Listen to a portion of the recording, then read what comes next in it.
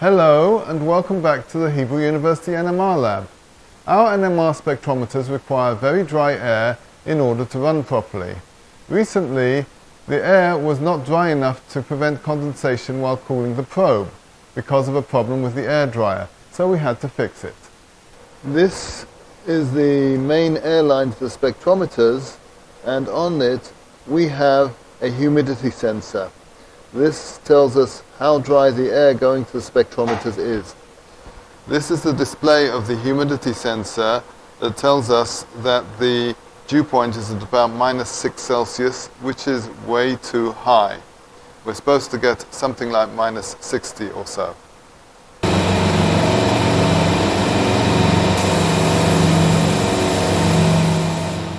This is the air compressor that supplies the NMR lab with 3 spectrometers, one of which has a solid-state probe that requires a high airflow. There are 10 oil-free compressor heads here that are capable of supplying 100 liters per minute each of compressed air at 8 bar. These fill 2 400-liter tanks with air. They feed to a chiller dryer that reduces the dew point to 4°C. The air then goes to an adsorption dryer that switches the air between 2 columns of zeolite. When under pressure, the zeolite adsorbs moisture, while the other zeolite column releases moisture at atmospheric pressure. Since the adsorption dryer needs to be regularly removed for maintenance, it can be isolated from the system and bypassed using 2 valves. This allows the dryer to be disconnected for maintenance while the rest of the system remains pressurized and compressed air continues to flow to the laboratory.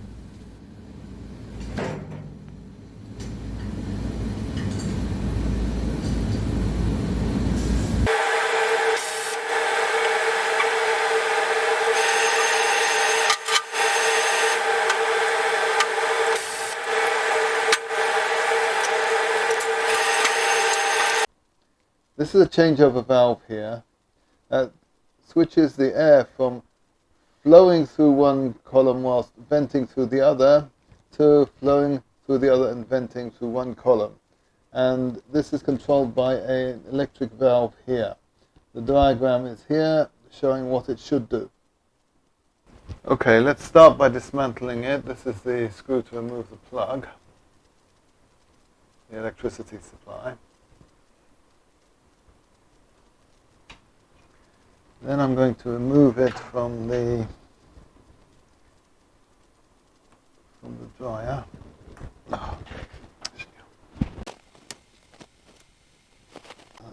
Bit by bit we remove it. 1 and 2, that's off. So this supplies one of the cylinders and this one supplies the other cylinder. Now you notice on here that there's actually some bars slightly in the way. Maybe that's relevant, but these are the seals around here and it's covered in a layer of grease. And you can see that, which shouldn't be there. There shouldn't be so much grease there. Okay, now we're going to take the whole thing apart. First, this valve unscrews like this. And then we can dismantle 4 bolts here. Yeah, it's just easy. I'm just starting them, then I'll unscrew them entirely.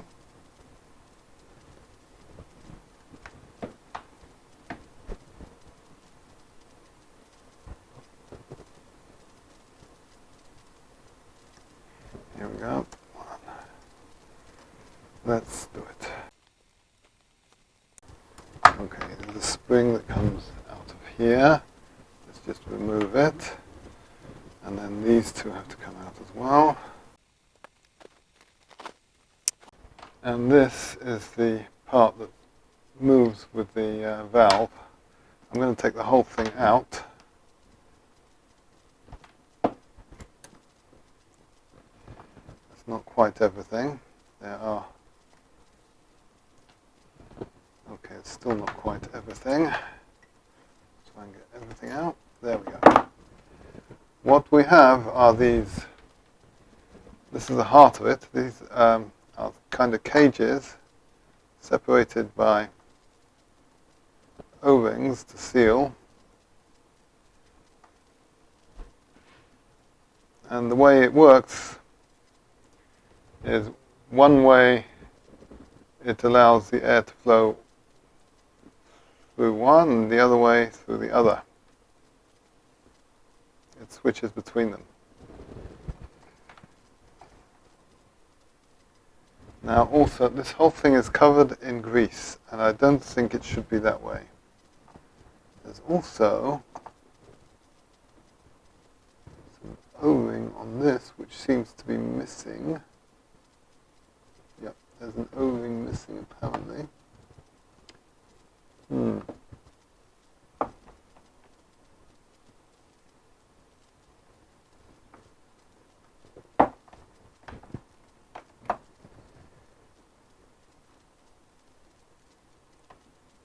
Whole thing is coated in grease. Okay, I'm going to try and take this apart.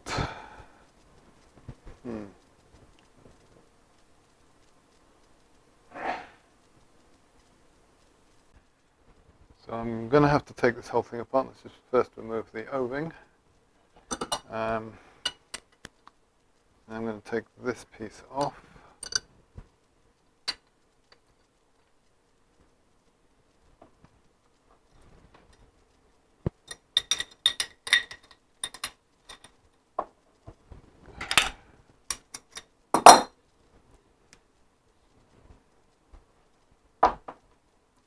Still have to get this piece off, but we'll do that in a minute.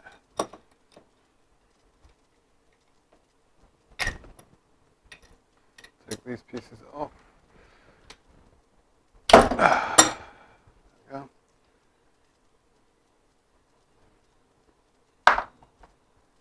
Probably just to make it a bit quieter in operation, well, less loud in operation. Okay, I still have to get this pipe out. Okay, then we're going to take this one apart, which we'll need a wrench for.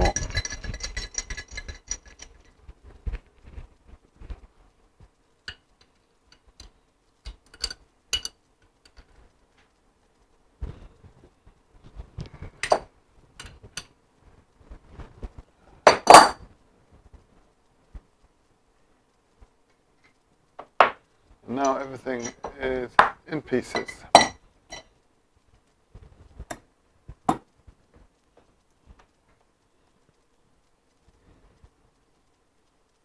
Except for this. So we're going to have to take this one apart as well.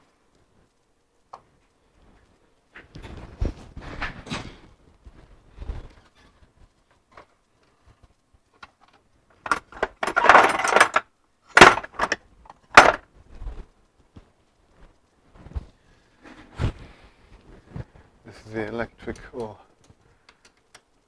part. It's pushed by the electrical valve.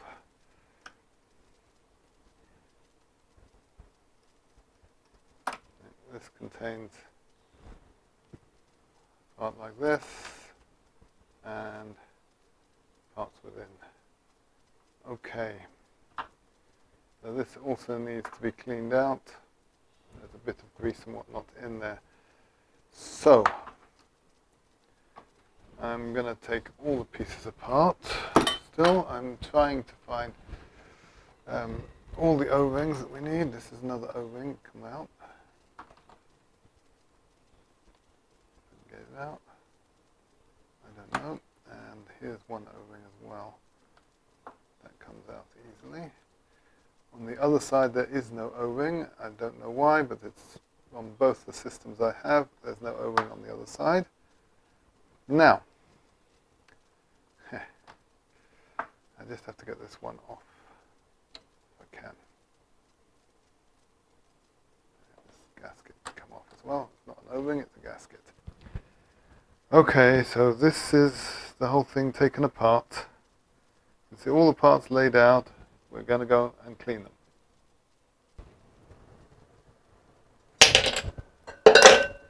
Okay, we're going to just load everything into this beaker.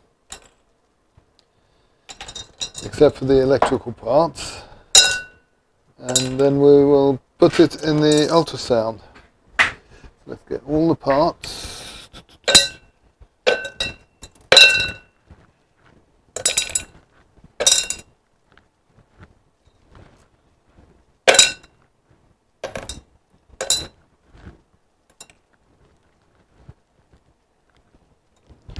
Okay, that's everything in. Okay, so we're going to put this in an ultrasound bath. We'll start by using alcohol to try and clean it.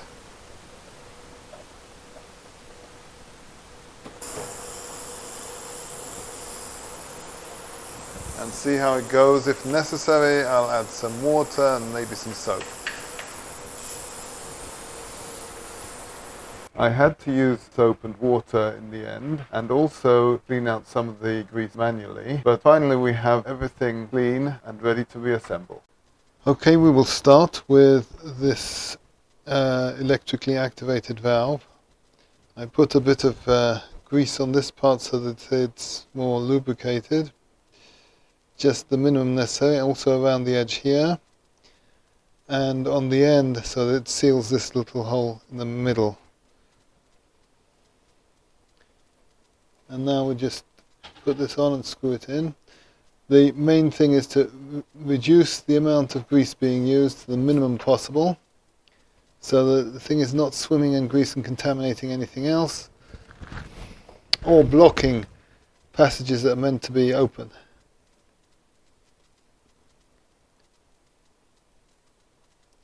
So for this one there are two screws.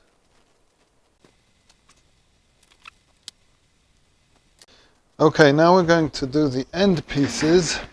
Start with the necessary gaskets, and there's this little O-ring that ends up going into the left-hand side here. Again, it's likely to seal something, so let's put a tiny bit of grease on it if I can, and put it into position.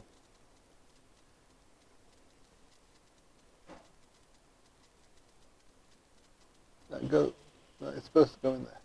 No? Almost. Pop it into position. There, I think that's in. Good. And then we've got this gasket that goes into here. Let's just put, again, a tiny bit of grease on it.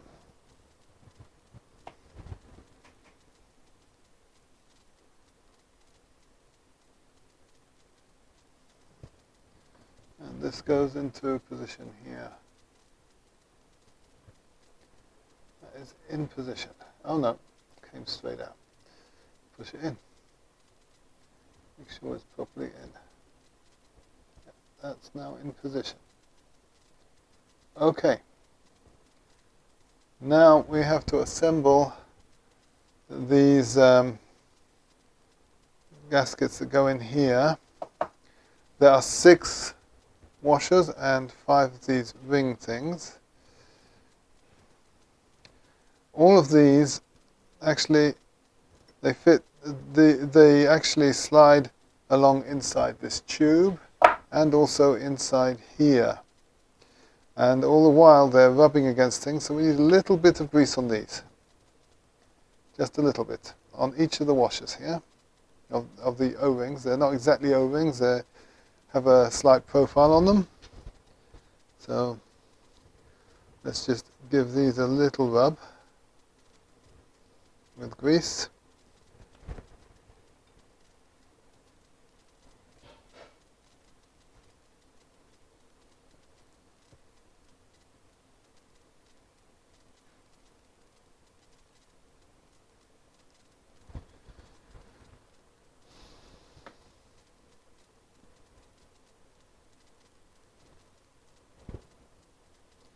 That's all 6 of them with a little bit of grease on them, hopefully not too much so it doesn't go everywhere else.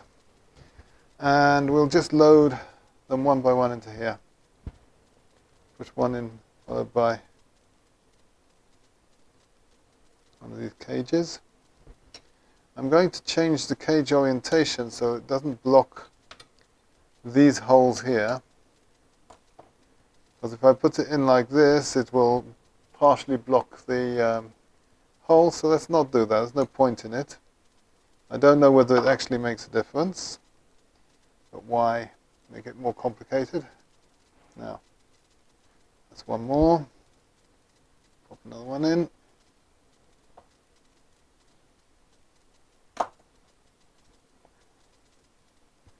And another one going in.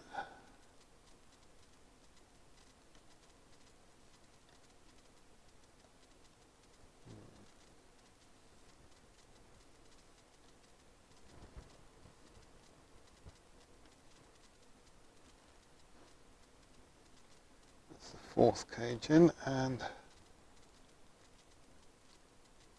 fifth is going in now. The last one's in. Now, one more ring. Everything's in place. I didn't quite get them as they should be.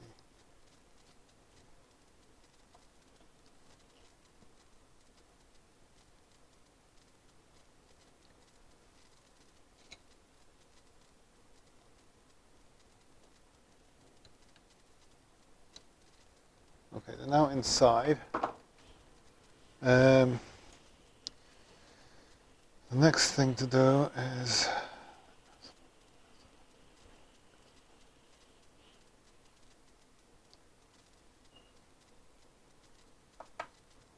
okay. Then on each end goes a washer, but one side has got a ridge on it, one doesn't. One with the ridge should be touching the rubber washers or O-rings. So we'll do that. That's all together now. And this goes in, you've got a hollow end on this, which should be facing towards the spring at the other end. So I'm going to pop the whole thing in. That's in. And when it's in operation, this is pushed in by the air when it's opened by the electrical valve. So now I'm going to put the spring in this end. Again, the spring is also going to have a bit of friction on it, so let's put a bit of grease on the spring. This doesn't actually contact the air, so it shouldn't be so critical. A bit of grease on the spring, just a bit more maybe.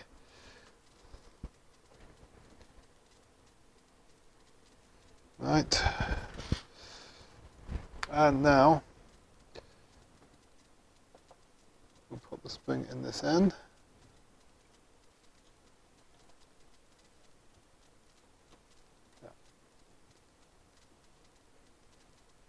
And that goes into here, into its seat there. And I can put 2 screws in to hold it in. The screws have to go with lock washers so they don't come out. Or the bolts they are actually.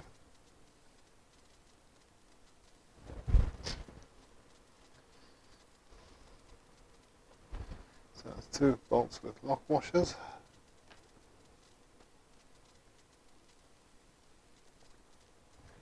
And pop them in.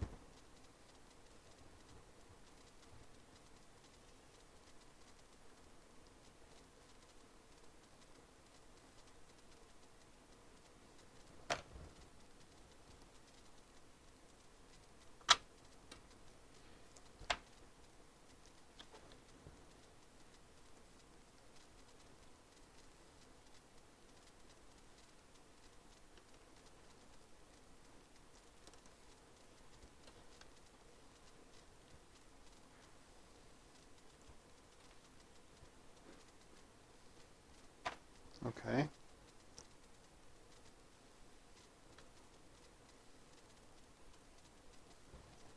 Just put this back on here, and then this one has to go on here. So I'll take these, put the washers back on.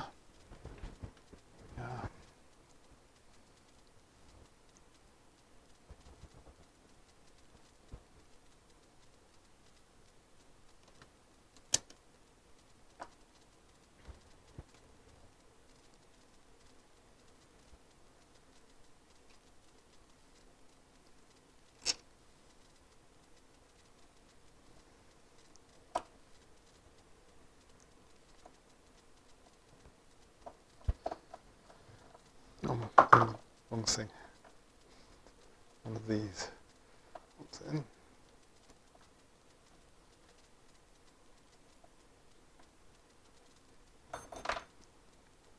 One side and the other side.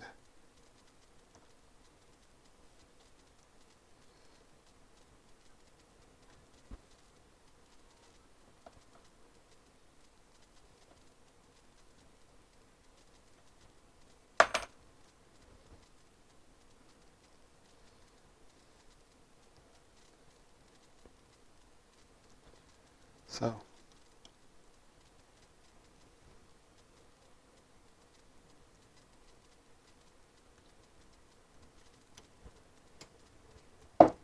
in principle that should be together.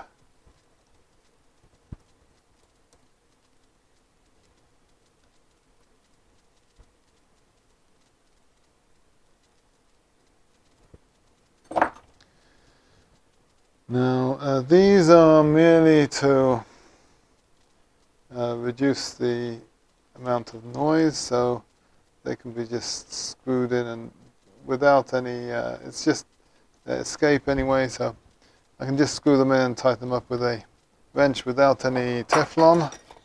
Doesn't matter if a tiny bit leaks out because it's going to leak out the front anyway. Now we have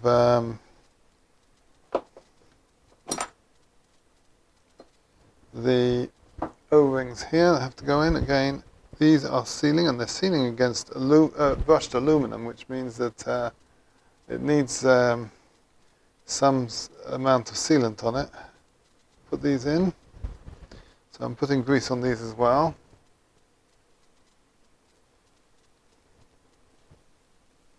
Not the ideal to have it against brushed aluminum, but that's what it is. But there's no need to put grease over the whole thing.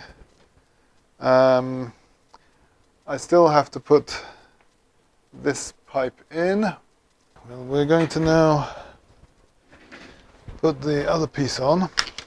For this, we need some Teflon tape.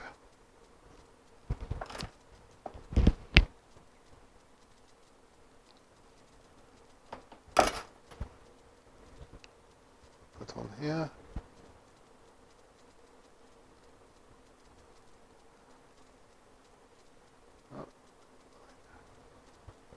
Teflon tape on here.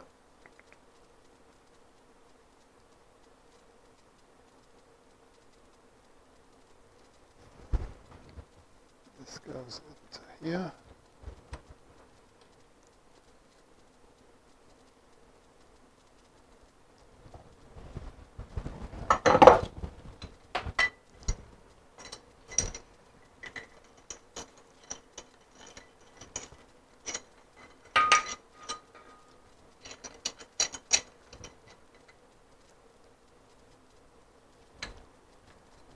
A bit tighter. Boom. And then on the other end,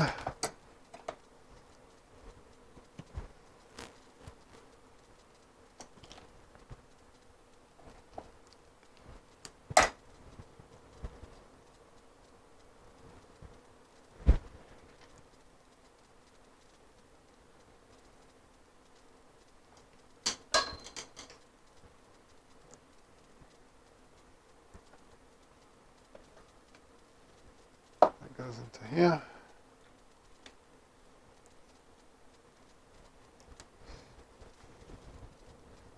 I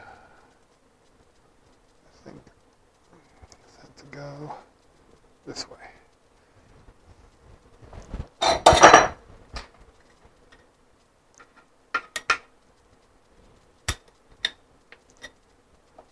Okay, then we're going to move to the main block, and this goes back on this way.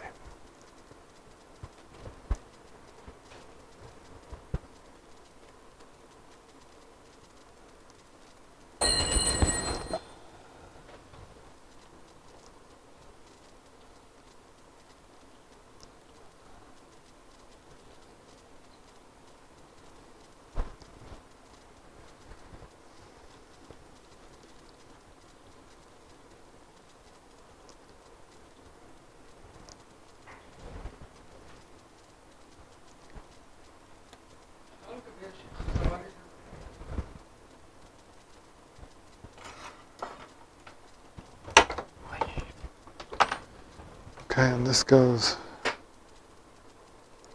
onto here, and this one goes onto here.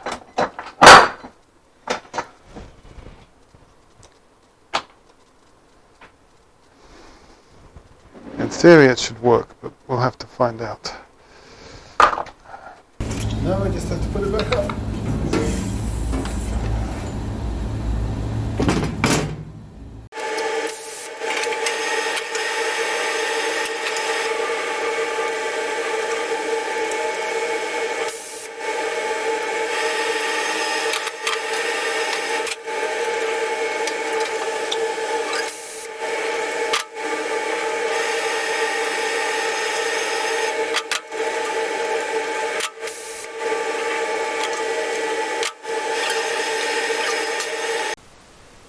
After half an hour, the dew point had dropped to -13, which is good because it takes normally a day or so to get down to a dew point that's reasonable, and to absolutely reach a dew point of -60 or so, it takes up to a week or two. Thank you for watching this video from the Hebrew University NMR lab. We hope that you learned something new about repairing an adsorption dryer, a device that is essential to the optimal performance of our NMR instruments.